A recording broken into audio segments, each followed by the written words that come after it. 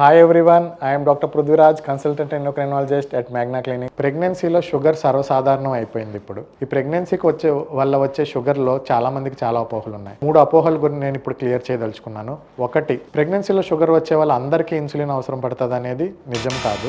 ఎవరో కొంతమందికి మట్టుకే, ఎవరికైతే ఆహారంతో వ్యాయామంతో ప్రెగ్నెన్సీలో వచ్చిన షుగర్ కంట్రోల్లో లేకుండా ఉంటుందో వాళ్ళకి మట్టుకే ఇన్సులిన్ జరుగుతూ ఉంటుంది. రెండోది, ప్రెగ్నెన్సీలో వచ్చే షుగర్ పేషెంట్లకి కార్బోహైడ్రేట్లు తినకూడదు అనే అపోహ కూడా చాలా మందిలో ఉంది. అలాగేమీ లేదండి. అమెరికన్ డయాబెటిక్ అసోసియేషన్ లెక్కల ప్రకారం మినిమం రోజుకి 175 అంటే 175 గ్రాములు కార్బోహైడ్రేట్ ప్రెగ్నెంట్ తల్లులు తీసుకోవాల్సిందే వాళ్ళ బేబీ గ్రోత్ గురించి. మొత్తం కార్బోహైడ్రేట్ జీరో చేయడానికి కూడా అవ్వదు, అది చేయకూడదు. అలాగా. మూడోది, ప్రెగ్నెన్సీలో వచ్చిన షుగర్ తర్వాత కూడా జీవితాంతం కంటిన్యూ అవుతుంది అనే అపోహ కూడా చాలా మందిలో ఉంది. అలా కాదండి. డెలివరీ అయిపోయిన వెంటనే ప్రెగ్నెన్సీ హార్మోన్లు అన్ని క్రాష్ అయిపోతాయి. సో షుగర్లు అప్పుడు నార్మల్ అయిపోయే ఛాన్స్ ఉంటుంది. కానీ వాళ్ళకి మళ్ళీ ఫ్యూచర్ లో షుగర్ వచ్చే రిస్క్ లో ఉంటారు కాబట్టి 3 నెలలకు ఒకసారన్నా 6 నెలలకు ఒకసారన్నా షుగర్ పరీక్షలు అయితే చేయించుకోవాల్సి ఉంటుంది. Thank you.